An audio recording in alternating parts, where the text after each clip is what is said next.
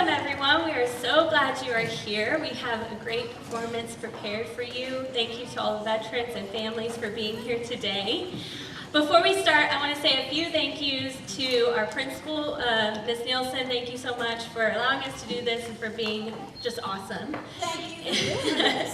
And I also want to thank Coach B and Mrs. Noble for helping orchestrate some of these, for getting the kids where they need to be and for the artwork and everything. They helped a lot with that, as well as all the teachers and staff that had a hand in helping. Thank you guys so much. We're excited, we're ready, so here's our Veterans Day program. Enjoy. Welcome, family, friends, and guests. We are excited to have you here in a celebration of America's 105th Veterans Day. We hope you enjoy our program today as we honor those who have served our great country. Welcome, my name is Bradley. Will you please stand and join me in the Pledge of Allegiance?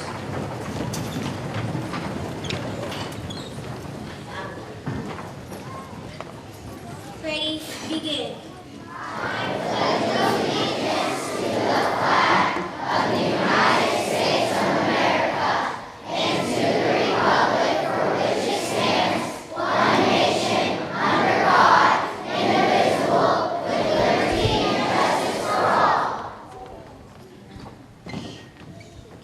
Francis Scott Key wrote the Star-Spangled Banner almost 200 years ago. He called America the land of free and the home of the brave. Those words are as true today as they were then. Please join us singing our national anthem, the Star-Spangled Banner.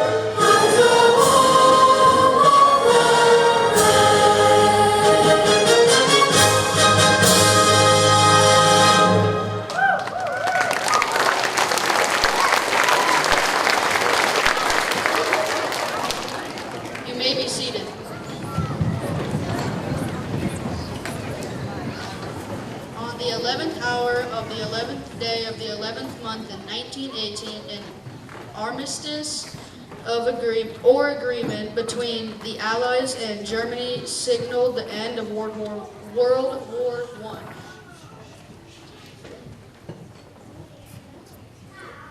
A year later, President Woodrow Wilson commemorated the first Armistice Day, saying that it will be filled with solemn pride in the heroism of those who died in the country's service.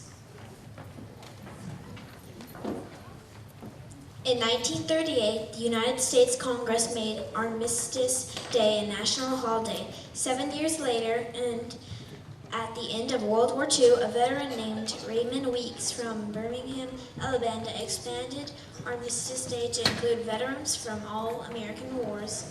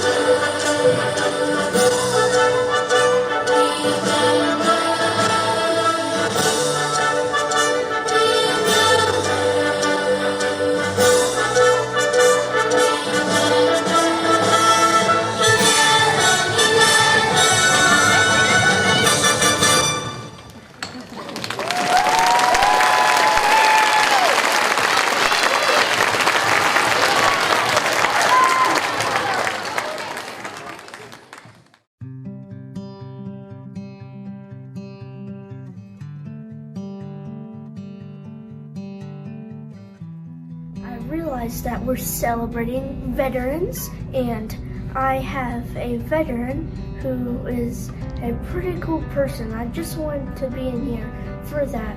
Thank all of USA Army. I welcome my grandpa because he was in USA. He fought for his life. For my grandpa being in the Army. I'm thankful for my grandpa Jeff serving in the Air Force. Thankful for my Papa Anderson for serving in the Army. I'd like to thank my great-grandpa Max for serving in the Marines. I'd like to thank my grandpa for fighting in World War II. I would like to thank my grandpa for serving this country. I'd like to thank my great-grandpa for serving for the U.S. Army. I'd like to thank my dad for serving in the U.S. Army. I would like to thank my Papa Frank for serving in World War II. I'd like to thank my great-grandpa for serving in World War II. Thank you, Bill, for fighting for our country. I thank my brother for being in the Marines. Thank you, Dad, for being in the military.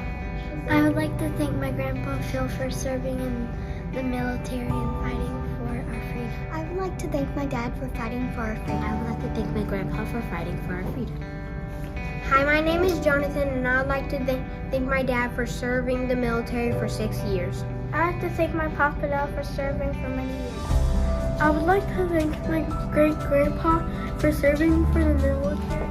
I would like to thank my dad for serving in the military for 15 years. I'd like to thank my uncle for serving for 2 years. I'd like to thank my grandpa for fighting for our I'd like to thank my dad for serving in the military for 12 years. Thank you, people, for sacrificing so we can go to school free. Thank you, Papa Min, for, I believe, fighting in Vietnam. And thank you for your service, and I hope you have a good rest of your life. Thank you to all the veterans who helped America be free. Thank you, Grandpa, for serving my country and helping us be free. Thank you, Grandpa, for serving in the war. Thank you for letting us be free. Thank you for your service. Thank you, Uncle James and Papa Louie, for serving our country. Thank you, Grandpa. Thank you, all veterans, for serving in my country. Thank you for making it free. I would like to thank veterans for serving our country. Thank you, Dad, for serving in the Army. You saved so many people. Thank you, Grandpa, for serving our country. I would like to thank my great-grandfather for serving, and I would like to thank the Army for giving us the freedom and justice and the right for school. I would like to thank both my brothers for serving in the military. Thank you, veterans, for serving our country.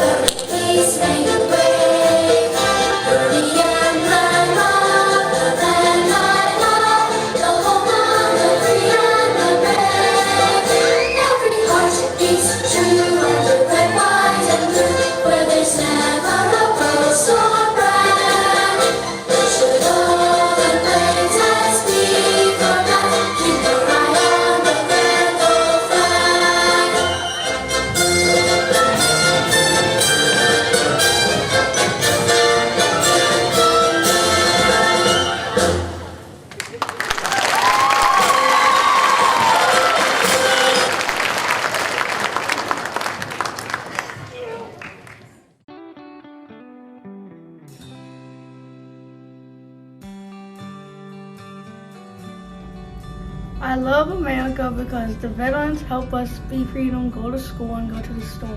I love America because everyone treats us like an equal no matter what gender or religion. I love America because we get to go to school free. I love America because it's a big country which has beautiful sunsets and where we could do stuff freely. I love America because it's a beautiful country and everybody is treated equally and fairly. I love America because no matter what, you're treated equally and you can be who you want to be and nobody treats you or tells you what you can or cannot do. Our country is the best because we are free. I like America because you can shoot a rocket launcher and get away with it. I like America because we are free. Hello, my name is Desmond. I think America is a special place because it gives us lots of freedom. I love America because it gives us freedom. America, what? I love America because there's freedom and liberty for all. I love America because they sometimes help. I love America because it's free. America because we can be free.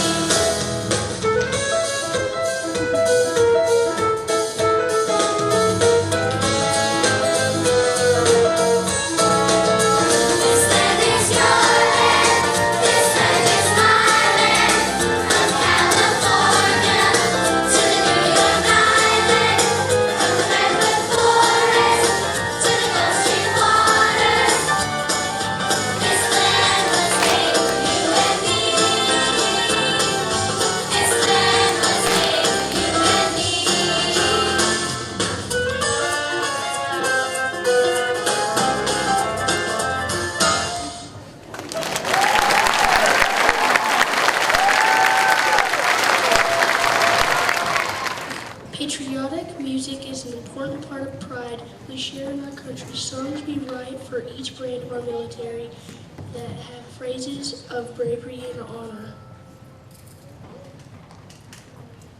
As an example, during a long march in the Philippines, Lieutenant Edmund L. Snitz, Ruger, overheard an officer roar, "Come on, keep 'em rolling," a phrase heard in the Army's official song.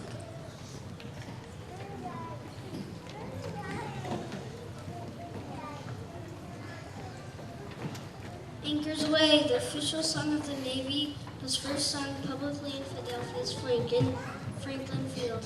At the December 1st, 1906 Army-Navy football game, a favorite American sport.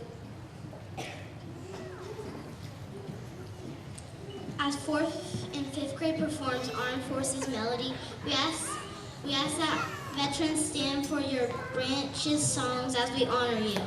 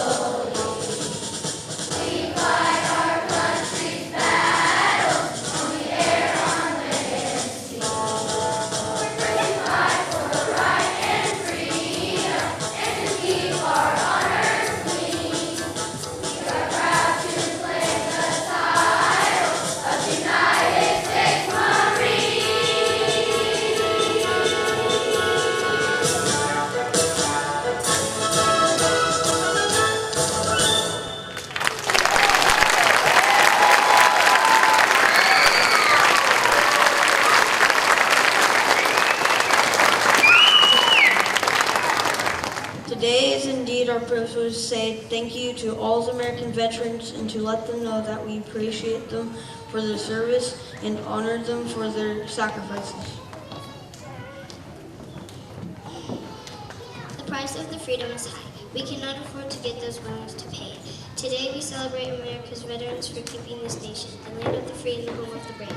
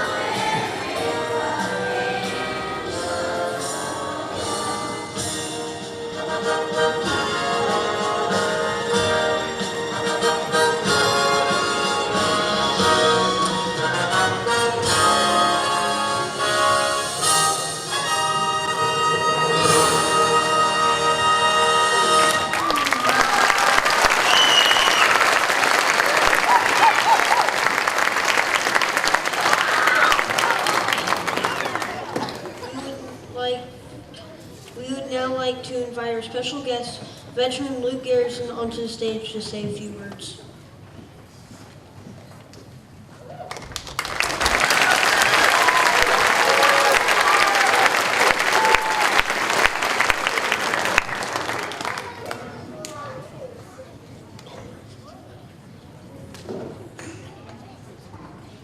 Wow, so there are a lot of vets in this audience, and I don't know how I was the one that got roped into this.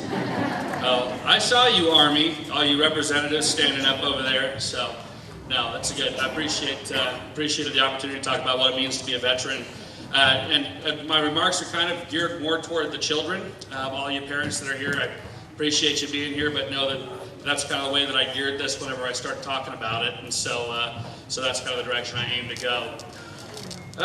So, for those of you kids, you all know what it is to be a veteran, right? You've probably been learning about this a lot over the last couple of weeks, and we appreciate, veterans definitely appreciate these opportunities to come and listen to you guys celebrate the work that has been done in the past, and all the people that have died for the country, all the people that have been injured for the country, all the things that have happened prior to it. And even as veterans, we're not looking for that recognition. But it is really, really nice to receive, and it hasn't always been that way.